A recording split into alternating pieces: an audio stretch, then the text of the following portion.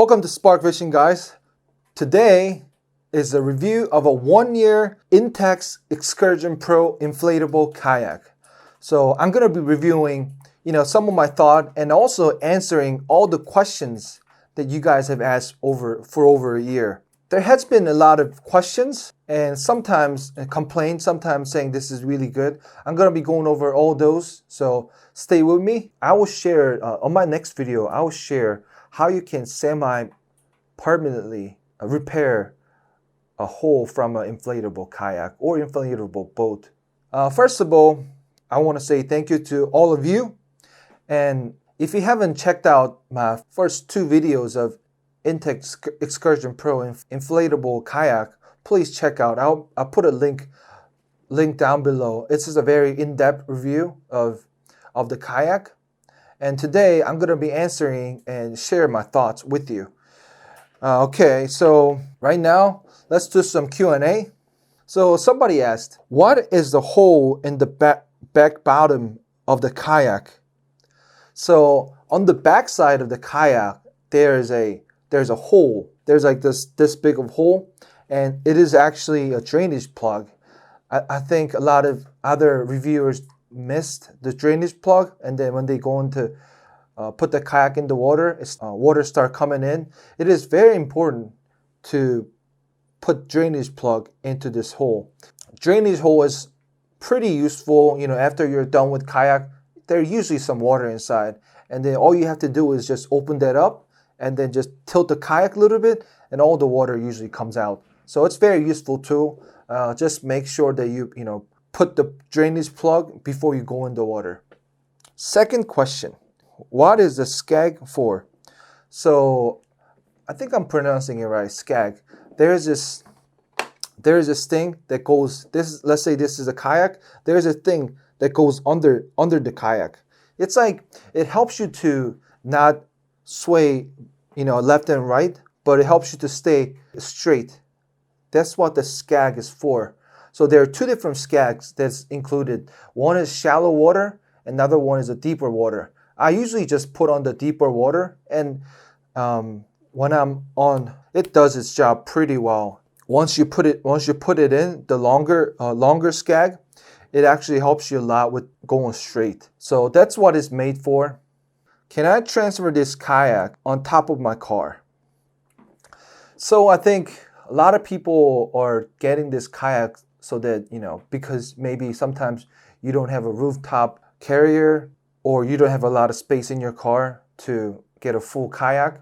Thing is, I think you can put this on top of your car, most cars, but maybe if you flip it upside down, I think that might work a little better. Kayak is actually very solid, so it won't just like fold in half all of a sudden.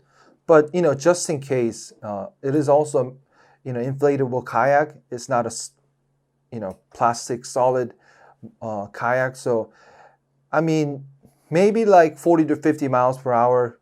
I probably wouldn't go more than that, but give it a try and see how it works. And I think I would say it's pretty safe to put it on top of your car. When one person goes on the kayak, how can one distribute the weight properly? So I think on my previous video, my second video, I'm showing how it handles and how I can paddle. And I think I showed a pretty bad demonstration. So there are 3 positions on the kayak, which is you can have person on the front, middle, or back. Actually, you can place the seat basically anywhere you want. So if you want to have some weight and some gears in the front of the kayak and then put yourself just a little bit behind the midpoint, that's also possible. But on my demonstration, I was sitting towards the back because previously my wife was also sitting in the front. So we were pretty balanced before. But if you're going on the kayak by yourself, which I've done a couple times, what I usually do is, at the midpoint, I sit a little bit behind, and then I put my gear in the front. That way, I have some room in the back and also room in the front, and then the kayak won't, my kayak was in that video was sitting like back a little bit. Too much weight was in the back, but that won't happen anymore because you can adjust and distribute the weight properly. Okay, another question is, how long does it hold air on the water? This is a little tricky questions because I took this out and fished in a back bay, pretty cold water, like all day long, from the morning to all the way to until dark, and it held up. Like I didn't feel like it was like getting deflated or something. I didn't feel like the air was going out. So, but if you're looking, I know some people have their inflatable boats or kayaks next to their big yacht for days, but I don't know. I don't think it really leaks that much. But if you're gonna have it for, like 10 days or 20 days, it's probably best if you just take the kayak out for out of the water for a little bit and check if it still holds good amount of air. So, if you're looking to just fish for a day or two, hold the air in the water pretty good. Can you use an electric pump to inflate this kayak? Yes, you can. You just have to find the right size. What I mean is the hole, the design of the kayak, the hole where air goes in the kayak, you have to find the proper size. Portable electric pump that I've used before were not strong enough for some reason to inflate, my inflatable boats or inflatable kayak. So what I had to do is I just, put the air using the electric pump to get to a certain point, and then at the end I just have to hand pump a couple of times to get the proper air amount. So yeah, you can use electric pump. How long does it take to inflate? So on my first video, my wife and I did a test, and I inflated the kayak normal speed. I wasn't like rushing, but it took 3 minutes and 6 seconds. What upgrade can I do on this kayak? There are actually a couple upgrades that you can do. One is that I made a very simple on the side. I went out fishing a lot on the kayak.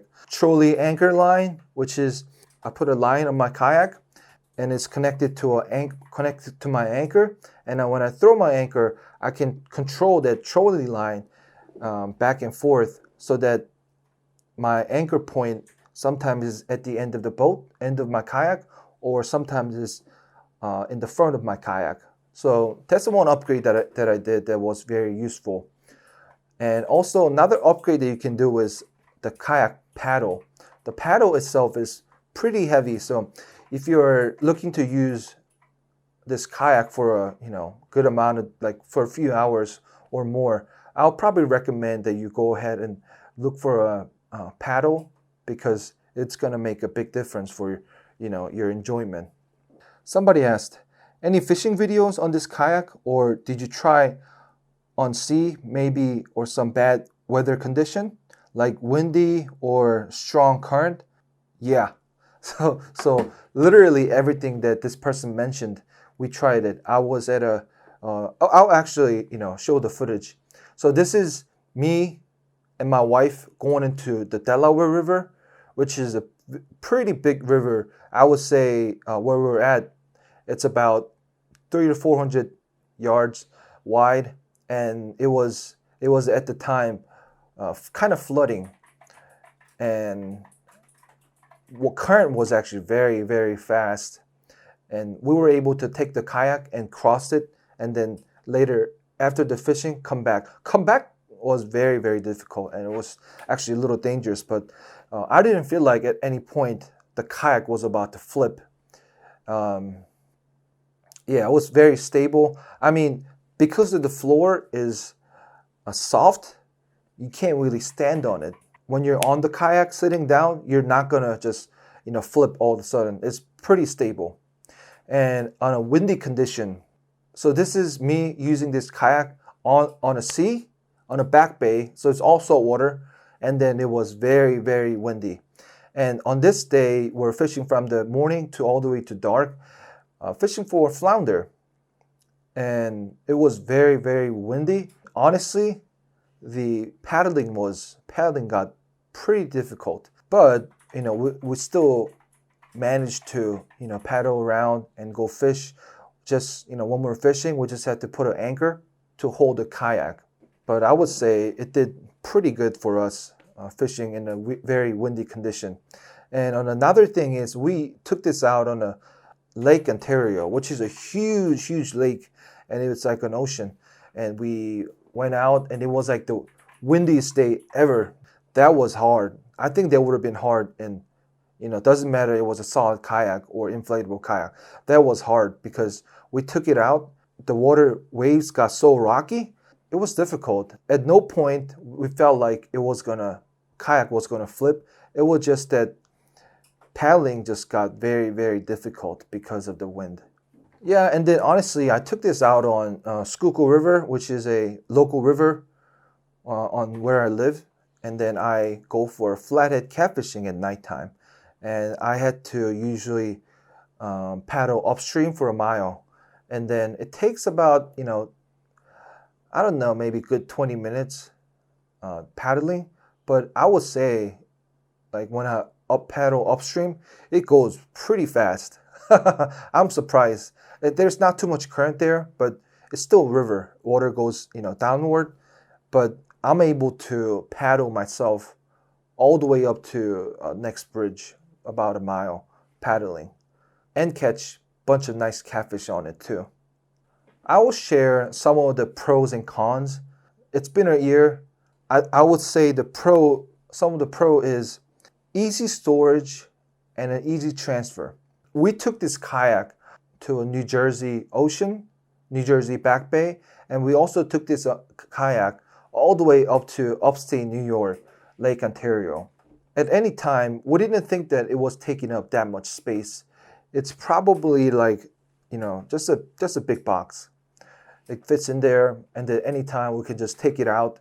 And also, when we're done fishing, we can just put it back in the car. It folds very nicely.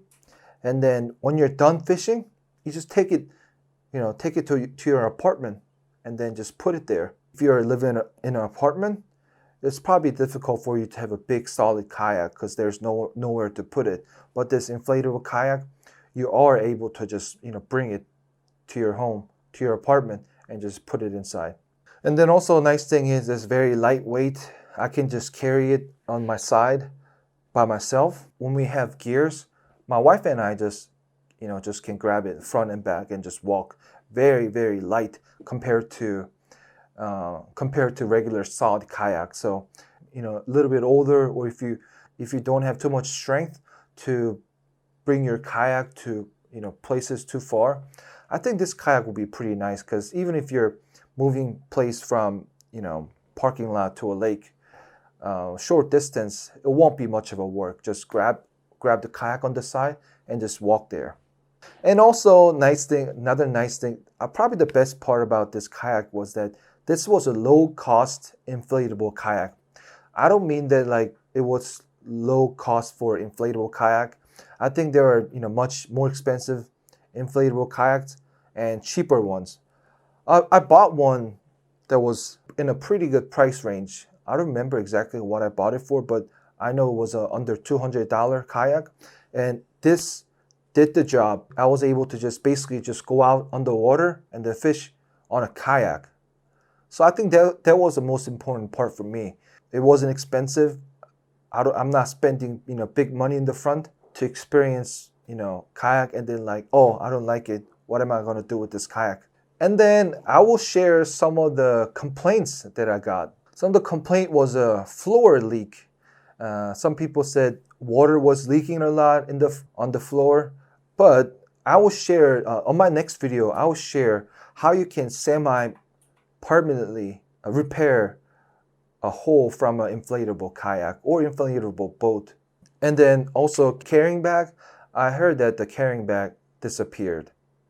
So when we bought the inflatable kayak, there was this carrying bag came with it, so we were able to put the kayak itself and paddleboard, the paddles and every parts that came with the kayak. But unfortunately, what I'm hearing is that the carrying bag does not come with anymore. And this was probably my biggest complaints, is that the seat actually deflates. So for me, when the seat is inflated, it gives me good back support and nice cushion. But most times when I'm fishing for over 2 hours, it almost deflated into nothing. So that was probably my biggest complaints, that the seat quality could get better. Yeah, so my conclusion would be that if you don't have a roof rack like I was, and you still want to go out and enjoy kayak, and also if you're living in an apartment, you don't have anywhere to store it, and you don't want to rent a big storage unit for it, or if you just go out once in a while, go out to just have some exercise on local lakes, I think this kayak is really good for you, because I was able to go out in a rough current many times in a high wind condition, able to fish on it and catch nice fishes on it too. So I'm hoping that, I know that most people won't be taking this kayak out on like harsh windy condition like I was, or harsh like a fast current. So I think for most of you, I think it's going to fit really well. It really gives you the basic kayak fishing or kayaking experience for very low cost. So if you just want to get started on kayak fishing or kayaking and don't want to spend a ton of money on it, I think this is a great option for you. That's it for the Q&A session. I hope you enjoyed my Q&A session, and also a 1-year update of the kayak. I really appreciate all the viewers who watched my first and second unboxing video and review. Thank you for your support. Please comment below any question that you have. I'll answer it as quick as I can. So I'll see you again next time. Bye-bye.